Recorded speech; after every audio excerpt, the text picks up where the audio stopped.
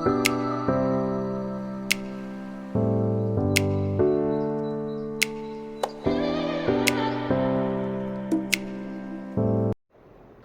અમે આવી ગયા છીએ ગિરનારની ગોદમાં આવેલું જટાશંકર મહાદેવના મંદિરે. અને આ મંદિર એક પ્રકૃતિ, એડવેન્ચર અને ભક્તિનો અદ્ભુત સંગમ છે.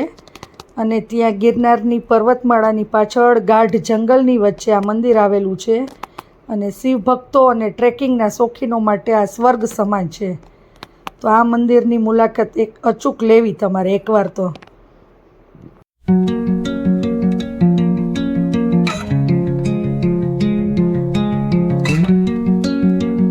ધીમે ધીમે જટાશંકર તરફ જવાના રસ્તે અમે જઈ રહ્યા છીએ.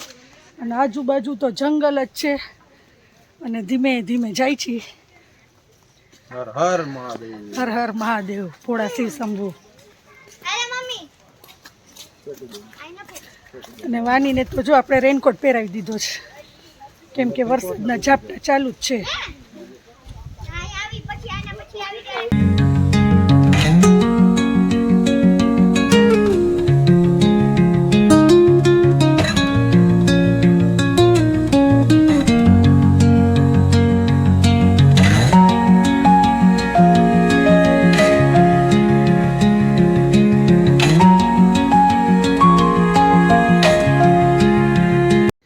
અડધે પહોંચીને થોડીક વાર માટે અમે અહીંયા બેસી ગયા છીએ, કેમ કે થાકી ગયા ચડતા ચડતા. 350 પગથિયા બાકી છે હજી. અને અહીંયા બેસી ગયા છીએ અત્યારે.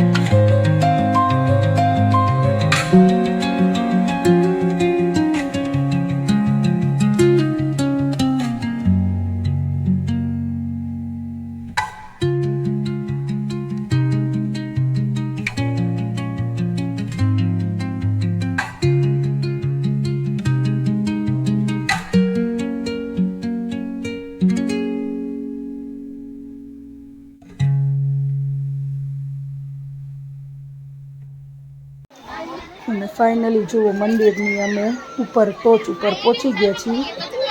અને ત્યાંનો કંઈક વ્યૂ આવી રીતે છે આખું. અને અહીંયા અમે ઉપર આવ્યા ને તો ત્યાં પ્રસાદી પણ ચાલુ જ હતી. ત્યાં લોકો પ્રસાદી આપે છે. પણ થોડીક વાર માટે અમે લોકો બેસી ગયા. કેમ બાકી મજા આવી ને ચડવાની પગથિયા? અને ફાઇનલી ઉપર મંદિર આવી ગયા છે, જટાશંકર મંદિર. હમણાં અંદર જાય એટલે તમને દેખાડી. અને જો મંદિર છે ને ઉપર, ત્યાં વાંદરા પણ ઘણા બધા જોવા મળે છે, કેમ કે ત્યાં પ્રસાદી બધા લેતા હોય, પછી જે વૈધી હોય જે ઓલામાં નાખે ને એ બધા ખાવા માટે આવી જાય છે. કેટલા બધા વાંદરા છે જો મંદિરની ઉપર પણ એટલા બધા છે. પણ બહુ સરસ જગ્યા છે.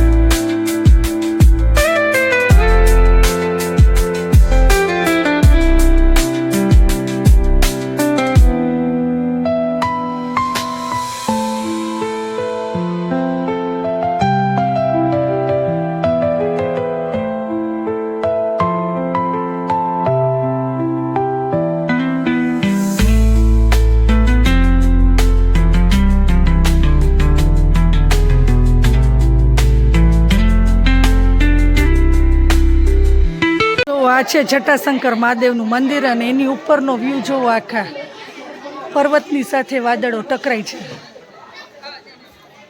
અને જોરદાર વ્યૂ આવે છે.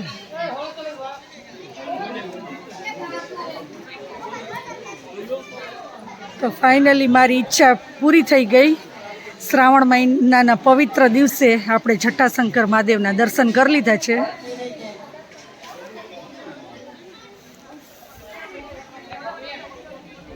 અને જો ઉપર વાંદરા કેટલા બધા બેઠા છે અહીંયા. અને બસ બહુ મસ્ત વ્યૂ આવે છે. આખું જંગલ જ છે અહીંયા. અને જો અહીંથી અમે પગથિયા ચડીને ઉપર આવ્યા છીએ અને હવે પાછું આપણે અહીંયાથી જ રિટર્ન થવાનું છે.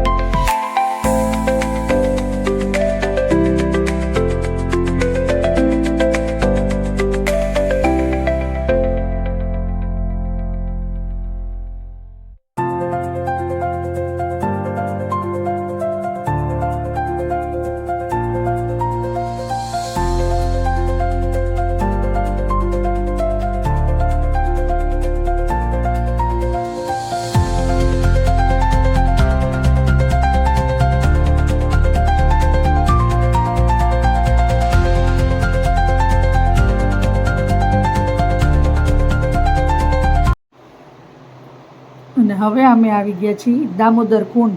દામોદર કુંડ તો બધાએ લગભગ જોયો જ હશે, કેમ કે ત્યાંનું બહુ જ મહત્ત્વ છે. ત્યાં બધા નાહવા માટે પણ આવે છે તહેવાર હોય ત્યારે, અને શ્રાવણ મહિનામાં પણ બહુ ભીડ હોય છે.